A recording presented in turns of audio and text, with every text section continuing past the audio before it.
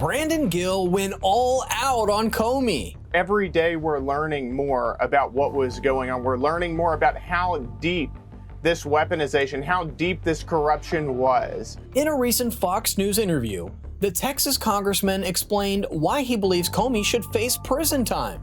And Jim Jordan dropped a bombshell, hinting at a possible case against Brennan. We sent a criminal referral for Mr. Brennan because we believe Mr. Brennan lied to us while he was under oath, which you're not supposed to do. And today, we're covering it all. So if you believe truth isn't partisan, hit that subscribe button and let's jump right into it. Let's move on to this. Let's get your reaction to Senator Lindsey Graham. He spoke on new evidence that has surfaced in the federal criminal case of James Comey, accused of lying to Congress and obstruction. He faces a January 5th, 2026 trial date. Watch this. I never believed that you would get, if you're the FBI director and you get an investigative memo from the CIA that Hillary Clinton is trying to tie her opponent, Donald Trump, to Russia, that wouldn't ring a bell. Now, what do we know now? We now found in a safe in a very remote area in the FBI, James Comey's notes 3 weeks later, dated September the 26th, 2016. In the note, he says, James Brennan, JB, HRC planned to tie Trump. In his own handwriting, we now know that he was briefed that Hillary Rodham Clinton planned to tie Trump 3 weeks after the briefing. For context, the document Senator Graham mentioned was one of the items found in the burn bags Kash Patel talked about back in June.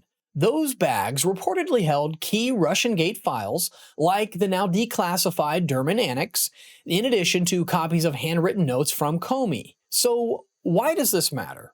Well, one of the charges being considered against Comey is lying to Congress. And in one hearing, he was asked if he knew about any plan by the Clinton campaign to link Trump to Russia as a distraction from her email scandal. To which the former FBI director replied with, "It doesn't ring any bells with me. I don't know what that refers to." Turns out prosecutors now have his own handwriting that says otherwise. This is about prosecutors substantiating the federal charge of lying to Congress and obstruction. It's about establishing a pattern of him lying about this in his recollections and his testimony to Congress. That's exactly right. And every day we're learning more about what was going on. We're learning more about how deep this weaponization, how deep this corruption was under Biden, under President Obama, and they ought to be held accountable. That's all that's happening here. All that's happening is accountability for people at the highest levels of government who weaponized the federal government against their political enemies, and they ought to be held accountable for it. The operative word is he used the word plan. So he knew about the plan. Obviously, it still needs to go through the justice system, but Brandon is absolutely right. Transparency means nothing without consequences. You can declassify every document, release every memo, but if no one's held accountable, it's just noise. The public sees the headlines, but justice never lands. Simply put, if those who committed the wrongdoings don't face the consequences of their actions, we'll end up with repeat cycles.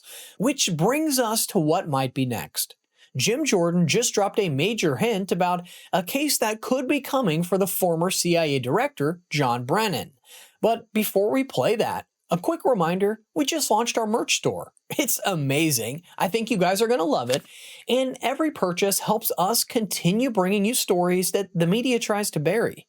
So make sure you check it out. Now back to the video. So let's go through it. House Judiciary Chair Jim Jordan referred John Brennan to the DOJ, saying the former CIA chief willfully and intentionally lied to Congress in his 2023 House Judiciary testimony. Watch this. But a few weeks ago, we sent a criminal referral for Mr. Brennan because we believe Mr. Brennan lied to us while he was under oath, which you're not supposed to do. He said he wasn't involved with the dossier, didn't want it included in the intelligence community assessment. Well, then Tulsi Gabbard declassifies and releases a report from the House Intel Committee from several years ago that says just the opposite, that he did in fact want it included in the ICA. And they relate a story in there where a CIA official comes up to Mr. Brennan and says, we shouldn't include this. There's no underlying intelligence to support the dossier being in this report. We shouldn't do it. And Brennan's response was, yeah, but doesn't it ring true? showing his motive, displaying fully, I think, that he was out to get the president. We don't send many of these. You know, we don't send, the facts have to be there, and they were there on Mr. Brennan. That's why we sent it to Attorney General Bondi. Just to be clear, this remains a referral, meaning that the DOJ's next move is to further investigate the matter. But according to some reports, a federal grand jury has subpoenaed Brennan already. Now, when it comes to the specific referral, the details paint a pretty damning picture. It claims the former CIA director falsely denied relying on the Steele dossier. In addition to testifying before Congress, the CIA opposed including it into the intelligence community assessment.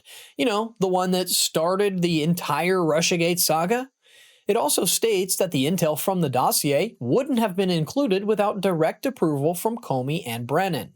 And yes, that part is confirmed in their own handwriting. Brandon Gill went on to share his 2 cents on these recent revelations, and I think he made some valid points. You know, John Brennan is somebody who led the weaponization of the federal government against President Trump. He lied before Congress. He said that the CIA did not want to use the Steele dossier as part of its intelligence assessment that formed the baseline for the federal government going after President Trump. Come to find out, we have found out since then that it was himself who actually signed off on using the Steele dossier. Both he and as head of the CIA and over at the FBI have been lying repeatedly about what was going on under the Obama administration and under the Biden administration, by the way. And they ought to be held accountable. Listen, the American people want to know that those at the highest levels of government are going to be held accountable the same way anybody else in America would. That if you lie before Congress, you're going to be indicted. Again, this all boils down to accountability. Average Americans get jailed for so much less. So if the evidence in these documents stands up in court and nothing happens, it's going to send us a clear message. A 2-tier justice system, it's alive and well. One set of rules for the public and a completely different one for career politicians or unelected officials. Devin Nunes also chimed in, suggesting that the scope of this goes way beyond what anyone first imagined. So let's hear his take on this situation. For 10 years, we've had a conspiracy to do what? What's the law that they broke? What they broke is that they lied and misled Congress. Specifically, they concealed this information. They concealed the fact that they knew that this was a cover-up by the Clinton campaign. As I said in the last segment, instead of exposing the cover-up, they weaponized the Justice Department to go after their political opponents.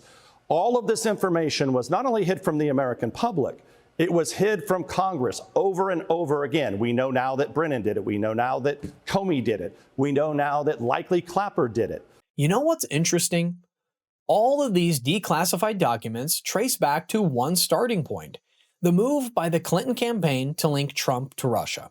So if cases against Comey, Brennan, and everyone involved actually leads to convictions, what about Hillary? Shouldn't there be some level of accountability there too? At the very least, make her pay for all the taxpayer money that was wasted on the endless Russiagate investigations.